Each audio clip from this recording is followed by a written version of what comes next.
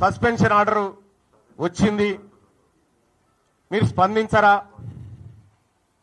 ఎప్పుడు స్పందిస్తారనేటువంటి మాట చాలామంది మిత్రులు, మా సోదరులు కూడా చాలామంది ఫోన్ చేసి అడగడం జరిగింది.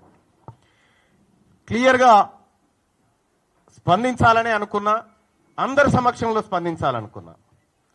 దానికోసమే ఇవాళ మీ అందరినీ ఇక్కడికి రమ్మని ఆహ్వానించడం జరిగింది.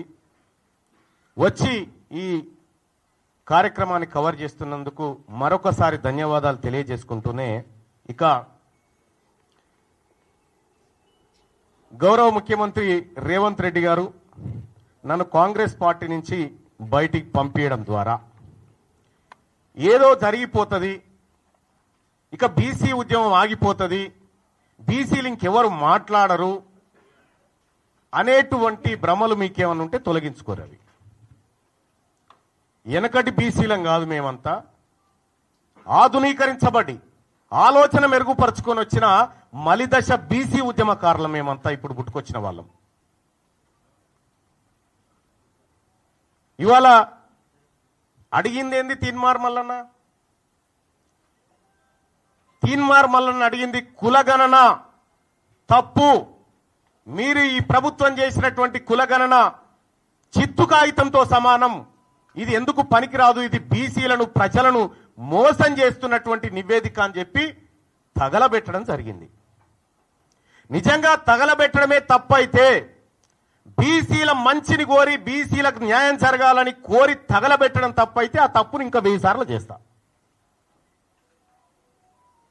కానీ ఇవాళ మీరే చెప్పిరు, భారతదేశానికే ఆదర్శవంతమైనటువంటి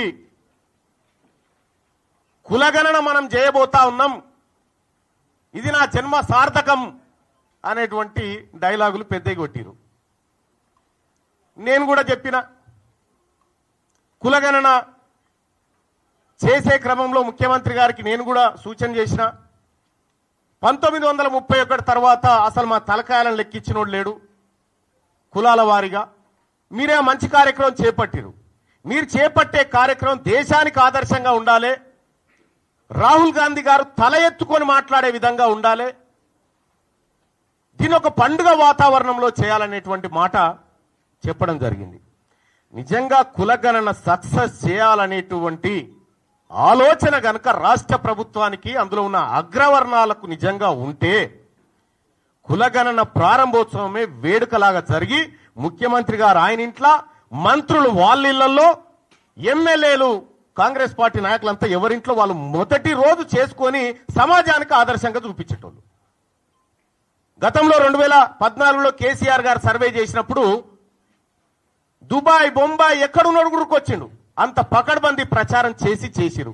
కానీ ఇవాళ తూతూ మంత్రంగా సమగ్ర కుటుంబ సర్వే అయిపోయే టైంకి, పీరియడ్ ఎండ్ ఏది మొన్న చేసిన సర్వే అయిపోయే టైంకి ముఖ్యమంత్రి గారు పిలుచుకొని ఏదో తూతూ మంత్రంగా ఇచ్చినట్టు చేసిండు. ముఖ్యమంత్రి గారికే గంత నిర్లక్ష్యం ఉన్న తర్వాత మంత్రులకు నిర్లక్ష్యం ఉండదా? కింద క్యాడర్కు నిర్లక్ష్యం ఉండదా?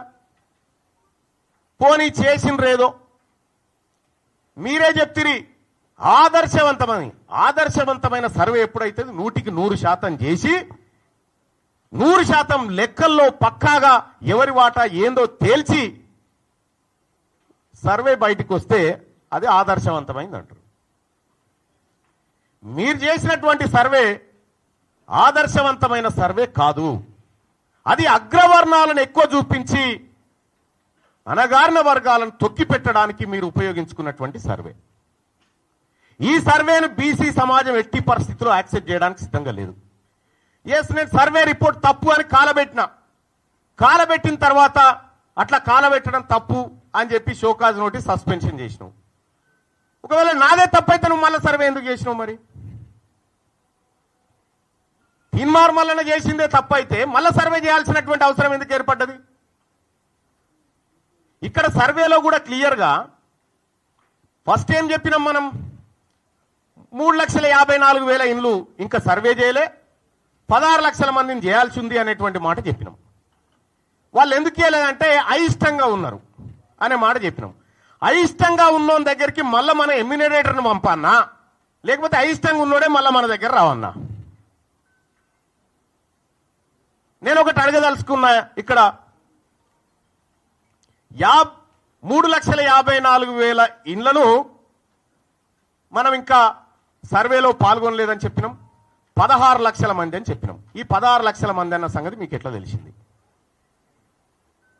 మీరు ఎట్లా కంక్లూజన్కి వచ్చారు దీని విషయంలో? ఇవాళ ముఖ్యమంత్రి గారే పదే పదే తన ప్రెస్ మీట్లలో మాట్లాడుతూ దొరికిపోతా ఉంటే మళ్ళా పైపెచ్చు సమగ్ర కుటుంబ సర్వేకు అర్హత లేదు, అది ఎక్కడ కూడా గవర్నమెంట్ టేబుల్ మీద పెట్టలేదు, దాన్ని క్యాలిక్యులేట్ చేయకూడదు అని చెప్పి నేను కూడా అడుగుతా ఉన్నదే. 2011 సెన్సస్ అయితే మన యూపీఏ గవర్నమెంటే చేసింది కదా. 2011 సెన్సస్ ను యూపీఏ గవర్నమెంట్ చేసినప్పుడు తెలంగాణ జనాభా 3,53,00,000. అర్జున్ పైకిరా. 3,50,00,000 చిల్లర అని మనం చెప్పినాం. ఆ రోజు 83 లక్షల ఇండ్లు ఉన్నాయని చెప్పినాం. ఇలా ముఖ్యమంత్రి గారు చెప్పినటువంటి లెక్క 1,15,00,000 ఇండ్లు ఉన్నాయని చెప్పారు. 1,15,00,000 ఇండ్లుంటే ఈ 83 1,15,00,000 దాదాపు 32 లక్షలు పెరిగింది.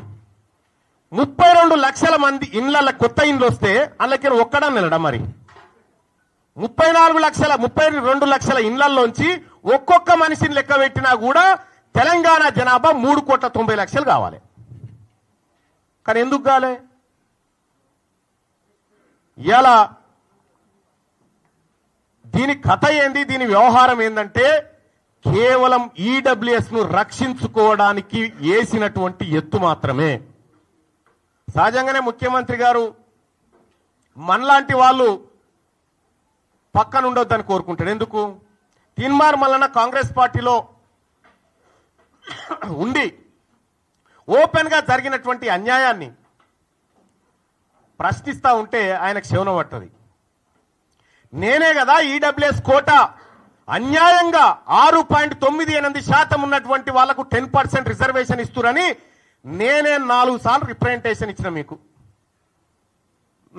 మీకు అది తెలియనట్టుగా మీరు యాక్టింగ్ చేసి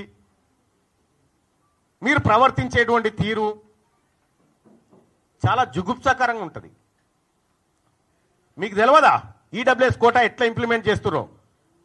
ఇలా 160% ఉన్నటువంటి బీసీలకు 27% రిజర్వేషన్, 10% లేనటువంటి అగ్రవర్ణాలకు 10% రిజర్వేషన్ ఇస్తే ఈ అన్యాయాన్ని ప్రశ్నించడం బీసీగా, బీసీల రక్తం పంచుకొని పెట్టిన బిడ్డగా నా హక్కు, అది నేను మాట్లాడతా.